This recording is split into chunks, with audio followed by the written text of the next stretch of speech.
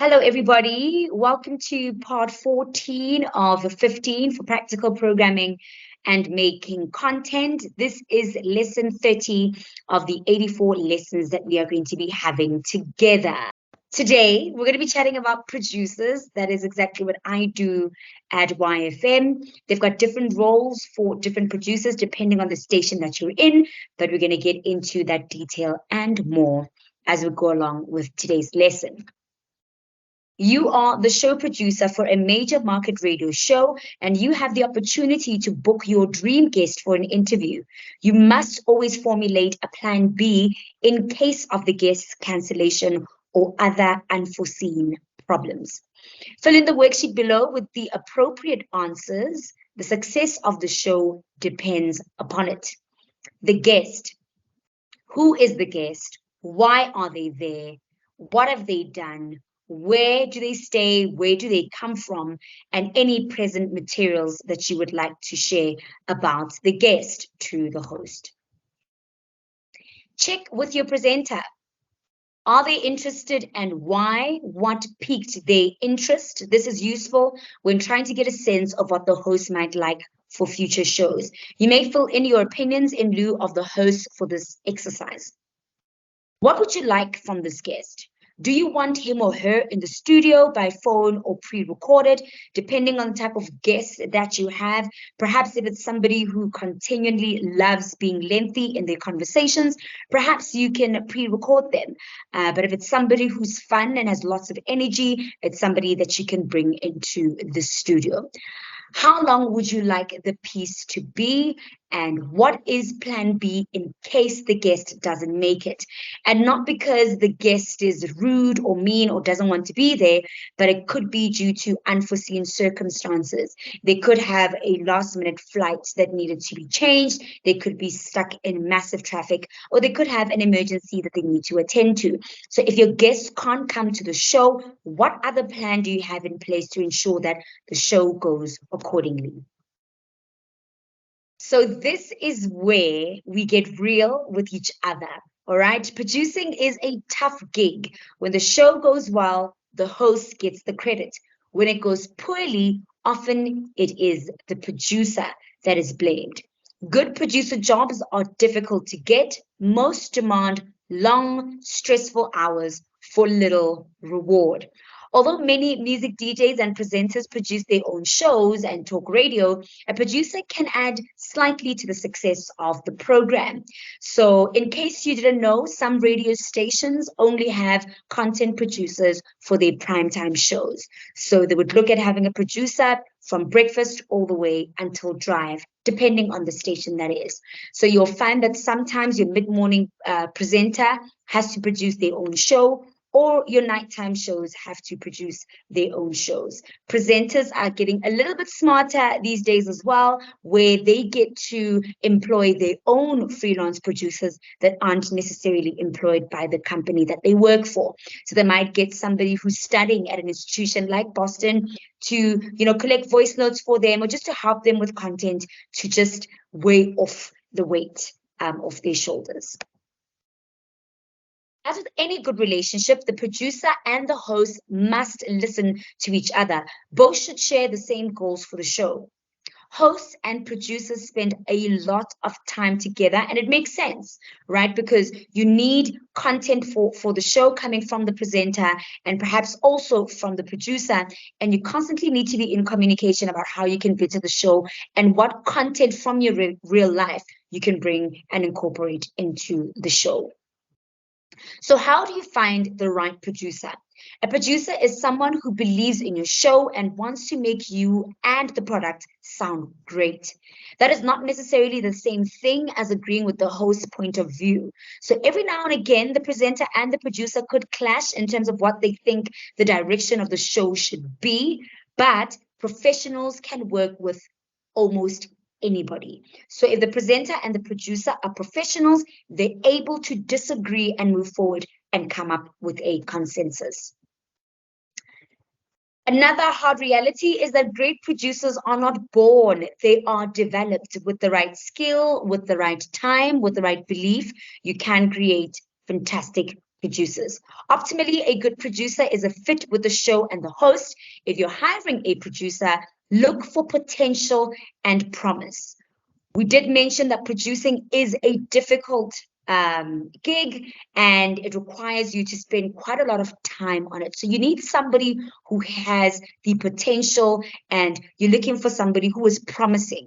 Ask, is this person bright, good at handling pressure, and fearless? These are great qualities of a producer. If you don't have these, then we might have a bit of a problem. Do not hire somebody who wants to be on air. It usually does not work out. And for this reason, right, you want to make sure that you, as the producer, you want to make it clear to the presenter that you want to make sure that their show is great and that you don't want to take over their show. So as soon as somebody wants to get on air, it makes it tricky for an organization to want to give them a show, because there are questions such as, are they going to deviate the attention from the main show of being a producer to the show that they have on air? So always make sure that you find somebody who's committed to making the role work and are truly invested in being a producer. The job of producing is more directing than acting. Successful producers who excel enjoy the behind the scenes aspect of making things happen. For me, I find great joy in knowing that something that I, created and came up with comes to life and is well executed by a presenter. Often, the best producers are our listeners first. They are people who enjoy the show. There is absolutely no way that you can have a producer produce a successful show if they are not invested in it and don't believe in it. So you need to make sure that when hiring a producer, that they are fully invested in the show and making it great and they actually enjoy it. Good producers are often forced to go to TV or leave the industry if they want to be paid what they are worth. There is very little producer training or job security available. This is the harsh reality of the radio industry at the moment. Not many producers are finding themselves on full-time contracts. A lot of them are finding themselves in freelance contracts, which could pose as a disadvantage, but at the same time, an advantage. If you find a good producer, do whatever it takes to keep him or her, somebody who is promising, somebody who's committed, make sure you keep them. A good producer can contribute tremendously towards making your show a powerful radio show. A bad or angry producer can damage you, make a producer feel valued. You do not want somebody who is in charge of the heart of the show to be somebody that isn't necessarily happy to be at work. That means they're not giving themselves fully to the role and they aren't necessarily going to give their best. Today's producers are tomorrow's program directors, they say. I guess only time will tell for me. Share the wealth. When you become a host, treat producers nicely.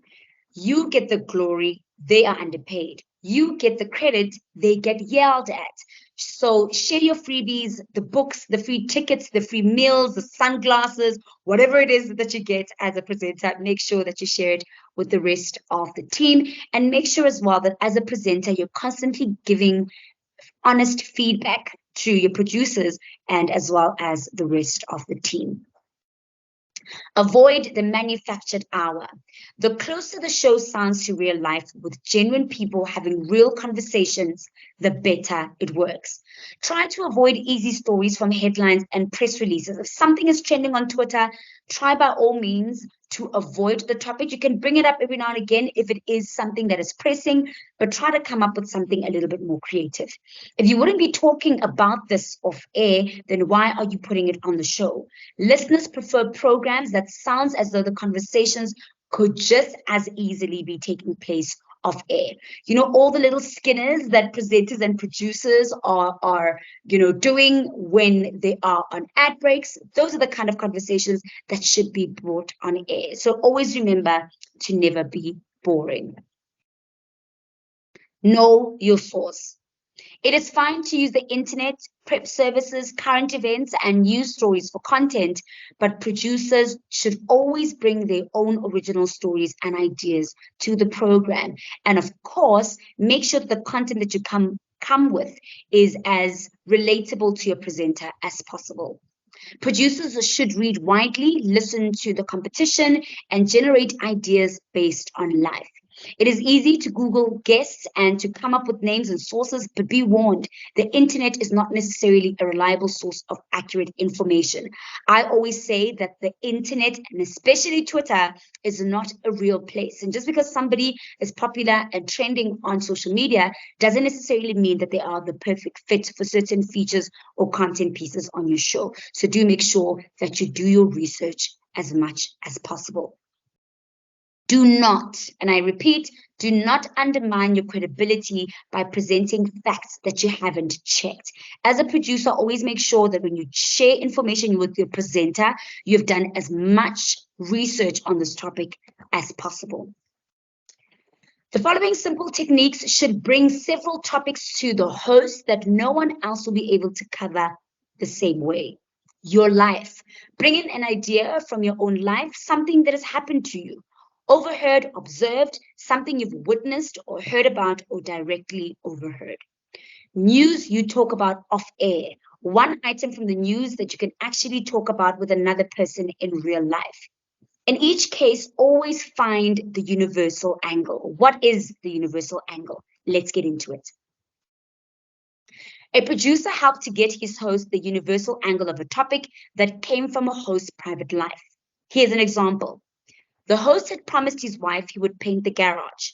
Because he preferred to watch football on Sundays, they got into a huge fight. He and his producer decided that the paint, the garage, and the argument were his private life, but there was a universal angle to work into the show. The producer found a psychologist who had just published a study on male-female relationships. It seemed most men didn't care whether a woman gained weight or was a lousy cook. What they hated was the nagging. Why? Because their moms used to nag them. The topic went on for 2 hours with lots of humor. It took a talented producer to help find the universal angle and focus it for on air.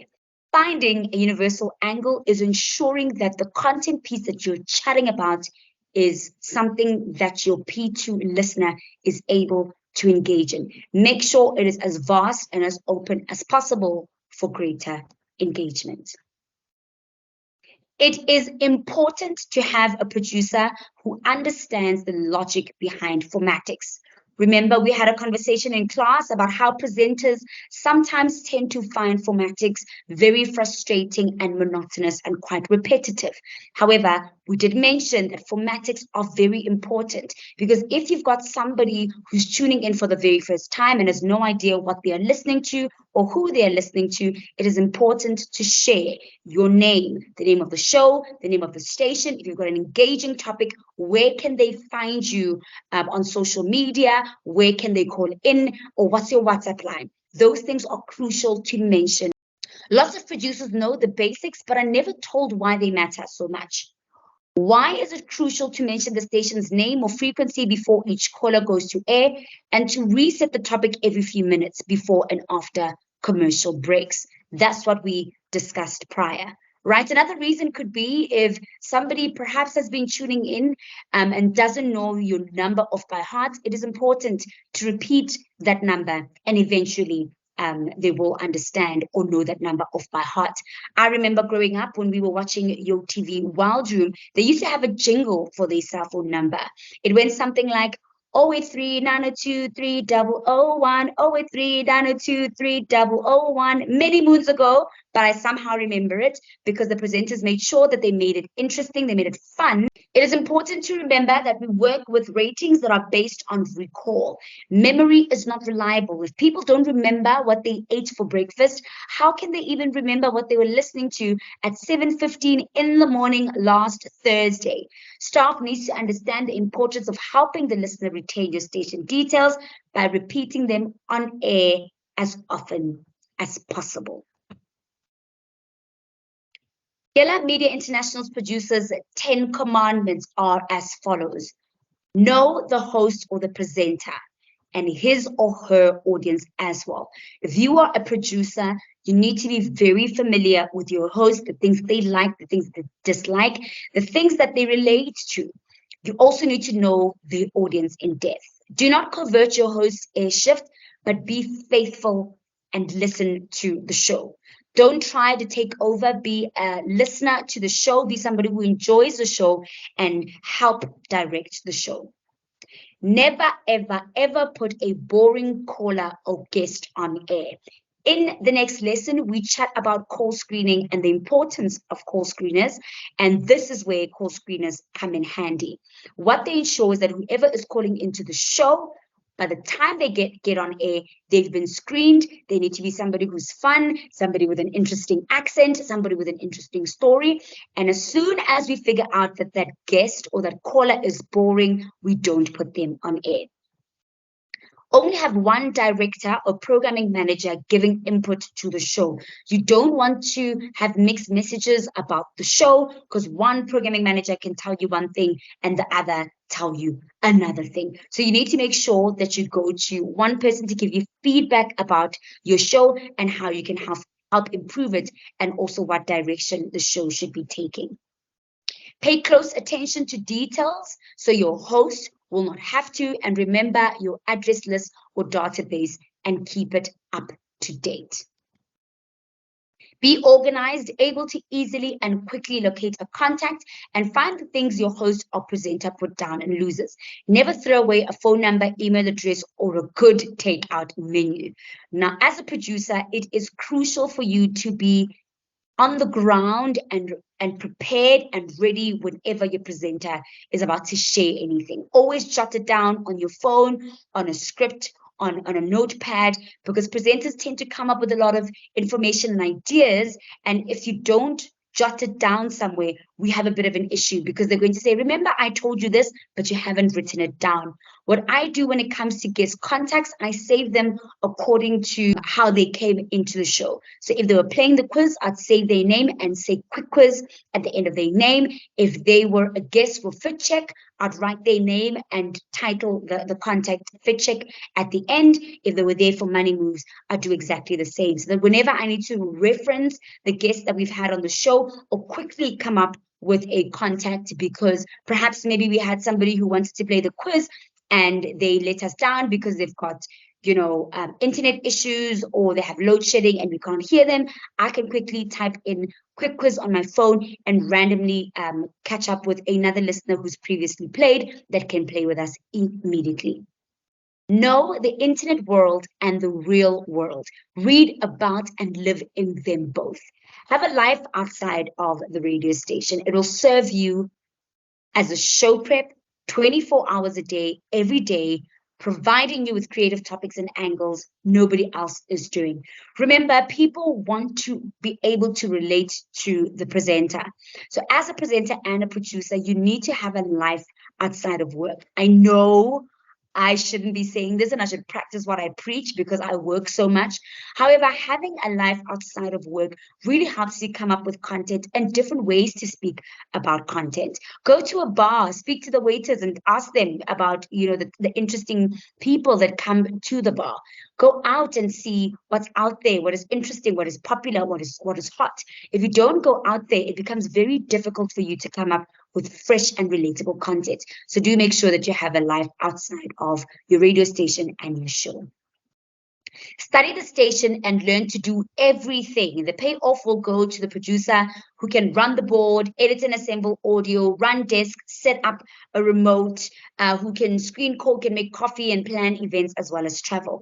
If you have as many skills as possible on the programming side of things, you become a very valuable producer. When I started at 947, I was ground patrol, and then I became a digital social media content producer. And I've also call screened, I've done content production, I've been on air, I ran my own desk on overnights. So I have quite a lot of skills, which makes me a little bit more of an interesting producer because there's so much more that I can do. Today, radio stations are looking for content producers who are hybrid, who are able to not only create content, but are able to do so much more. Foster good relations between your host and the rest of the radio station. especially the news and sales departments. These departments are very important. News will always keep the team on the ground, knowing all the information about what's going on around the world. And perhaps they've got an interesting topic that you can share on air that is very engaging. The sales department becomes very important because these are the people that ensure that you've got adverts and competitions running on your show, to ensure that the show is making money. So always make sure that you foster great relations between your host and the departments at your station. To be a great producer, we did mention that it's not necessarily the easiest of jobs, requires quite a lot of hours that you need to put in, isn't always as rewarding as other roles at the station, but you need to be somebody who enjoys the work, who is fearless, who's ready to hit the ground running, somebody who enjoys being creative every day and really enjoys the behind the scenes. That is the lesson on producers. I hope that you enjoyed it. And in the next lesson, we'll be looking at call screening. Another important aspect, especially for primetime shows, is this very role. We will get into it in the next lesson. Catch you next time.